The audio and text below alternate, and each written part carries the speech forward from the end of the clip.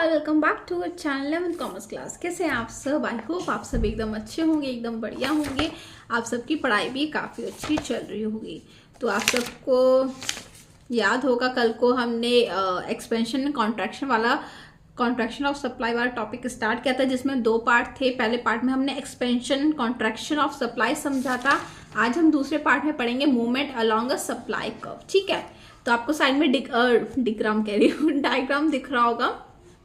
तो पहले हम ये पैराग्राफ पढ़ लेते हैं, फिर मैं आपको बताऊंगी। कल को वैसे मैंने आपको बताया था कि movement along demand supply curve में क्या होता है। ये होता है कि जब आपका जो प्राइस होता है, जब प्राइस चेंज होता है और प्राइस के चेंज होने की वजह से सप्लाई पर अफेक्ट पड़ता है। ठीक है, तो उस केस में क्या होता है, हमें कौन सी सिचुएशन मिलती है? हमें ये सिचुएशन मिलती है कि जो सप्लाई कर्व है उसमें मूवमेंट होगा। यानी कि अगर प्राइस आपको पता है प्राइस इंक्रीज तो सप्लाई इंक्रीज, प्राइस डाउन तो सप्लाई डाउन। ठीक है, तो अगर प्राइस इंक्रीज है, सप्लाई इंक्रीज है, तो सप्लाई ऐसे उसकी डायरेक्शन होगी। ठीक है, और अगर प्राइस डिक्रीज है तो सप्लाई भी डिक्रीज है और उसकी डायरेक्शन ऐसे होगी। यहाँ पे आप देख सकते हो, यहाँ पे डायग्राम में बना रखा है एक ही सप्लाई कर्व है लेकिन मूवमेंट हो रहा है। ठीक है, मतलब एक ही सप्लाई कर्व में यहाँ पे मूवमेंट होगा। कभी अपवर्ड होगा, अप डायरेक्शन में सप्लाई कर्व जाएगा, कभी वो डाउनवर्ड डायरेक्शन में जाएगा। ठीक है, तो आपको यहाँ पे डायग्राम में क्लियरली दिख रहा होगा। तो हम पढ़ना स्टार्ट करते हैं। Rise and fall in a supply of a commodity due to change in its price, that is expansion and contraction of supply. ठीक है, तो यहाँ पे वही चीज बोली गई है कि चाहे राइज हो चाहे फॉल हो, सप्लाई में वो क्यों होता है? क्योंकि उसके प्राइस में चेंज आ रहा होता है और सारे बाकी फैक्टर्स कॉन्स्टेंट होते हैं। Graphically means movement along a supply curve. तो इसको हम अगर ग्राफिकल फॉर्म में बोले तो हम ये बोल सकते हैं कि इस सिचुएशन की वजह से मूवमेंट होता है सप्लाई कर्व में। अ राइज और fall alone cause is a movement along a supply curve. ठीक है, तो राइज हो या फॉल हो, ठीक है ना, तो राइज और fall alone in a price, यहाँ पे अलोन इन अ प्राइस होगा यहाँ पे, क्योंकि सिर्फ प्राइस के फैक्टर, क्योंकि सिर्फ यहाँ पे सिर्फ प्राइस ही राइज और डाउन होता है, जिसकी वजह से सप्लाई भी राइज और डाउन होता है और उसकी वजह से हमें यहाँ पे मूवमेंट अलोंग वाली सप्लाई कर्व वाली सिचुएशन मिलती है। It is called so because change in quantity supplied are indicated on the same supply curve. ठीक है, और हमें ये भी देखने को मिलता है कि जो सप्लाई कर्व है, ठीक है, एक ही सप्लाई कर्व में हमें पता चल जाता है कि सप्लाई एक्सटेंड हो रही है या कॉन्ट्रैक्ट हो रही है। ठीक है, at a higher price more of a commodity and at a lower price less of a commodity supplied. ये मैंने आपको बता दिया था। प्राइस ज्यादा है तो एज अ फर्म आप गुड्स की सप्लाई ज्यादा करोगे, प्राइस कम है तो आप गुड्स की सप्लाई भी कम करना स्टार्ट कर दोगे।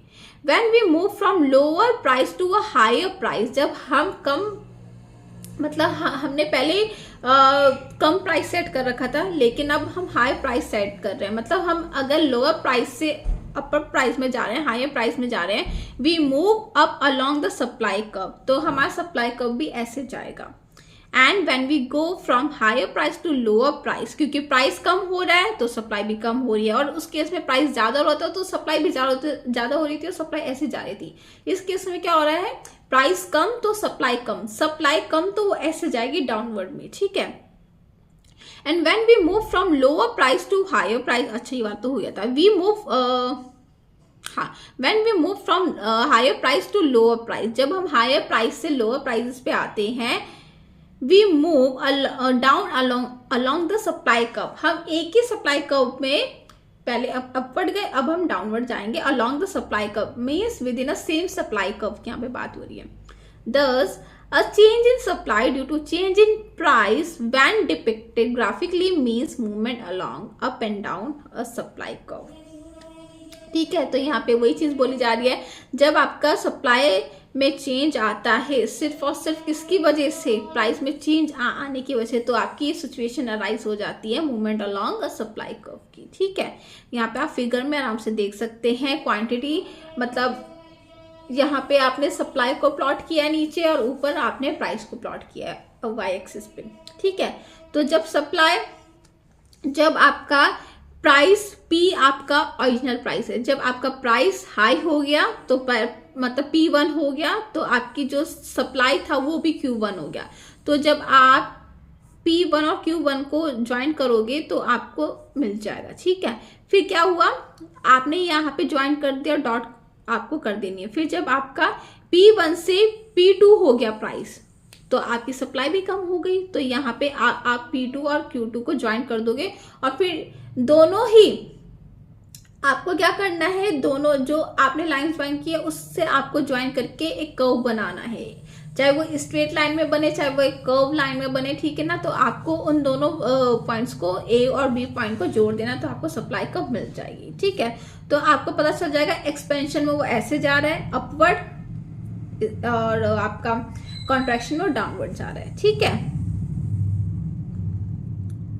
Clearly, change in price of the commodity itself causes downward और upward movement along a supply curve, ठीक है। तो इस वजह से आपका हो जाता है, ओरिजिन P था, प्राइस ऊपर गया, सप्लाई भी इस साइड चली गई, फिर P2 हो गया, इस साइड प्राइस आ गया और इस साइड आपकी क्वांटिटी सप्लाइड आ गई, ठीक है। तो मतलब ऐसे और ऐसे आपका बन जाएगा।